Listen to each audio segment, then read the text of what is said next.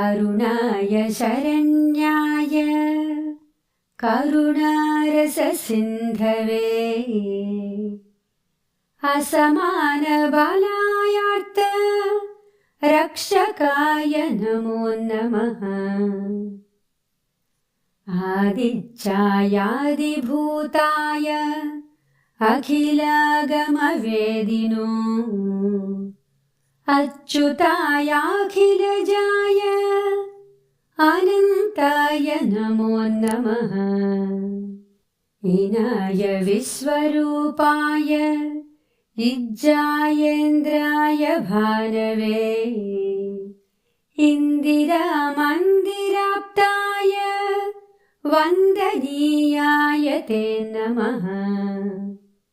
ईशाय सुप्रसन्नाय सुशीलाय सुवर्चसे वसुप्रदाय वसवे वासुदेवाय ते नमः। उज्ज्वलायोग्ररूपाय ऊर्ध्वगाय विवस्वते उज्जत्किरणजालाय हृषीकेशाय ते नमः।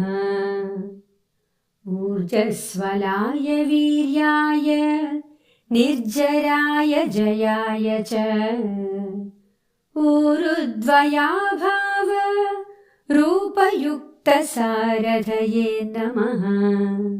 ऋषिवन्द्याय रुक्चास्त्रे रुक्षश्चक्रचराय च ऋजुस्वभावचित्ताय नित्यस्तुत्याय ते नमः।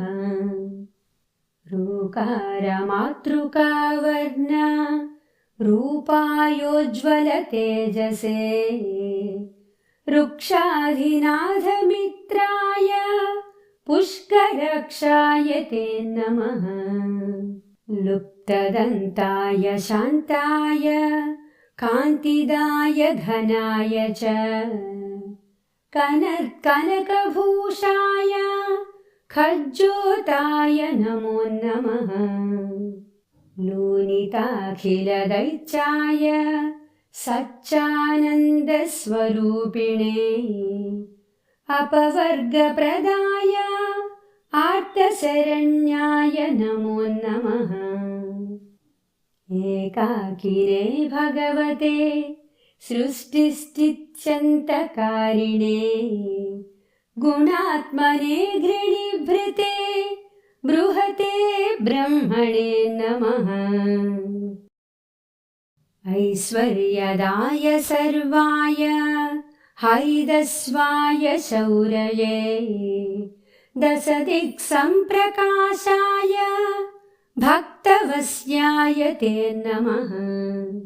ओजस्कराय जयिने जगदानन्दहेतवे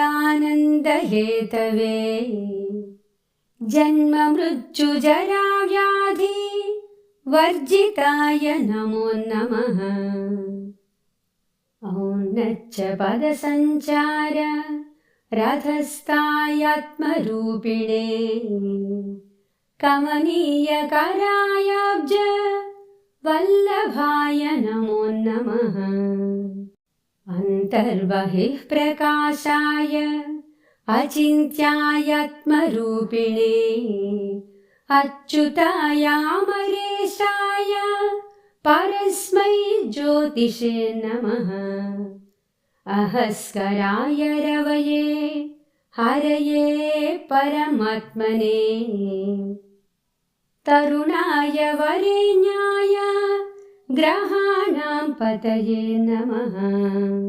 ॐ नमो भास्कराय आदिमध्यान्तरहिताय च सौख्यप्रदाय सकल जगतां पतये नमः।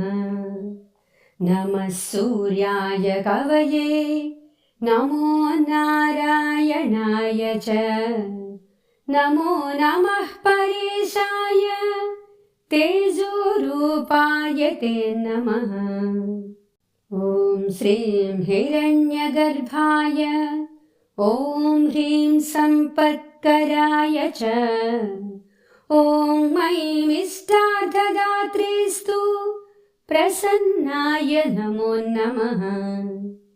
श्रीमते श्रेयसे भक्त कोटिसौख्यप्रदायिने निखिलागमवेद्याय नित्यानन्दाय ते नमः।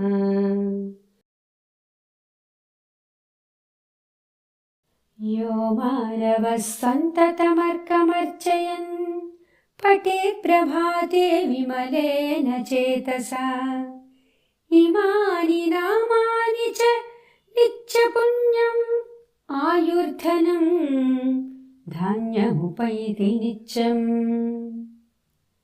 इमं स्तवं देववरस्य कीर्तये शृणोति योऽयं सुमनः समाहितः समुच्यते शोकदवाग्निसागरात् लभेत् सर्वान् मनसो यथेप्सितान्।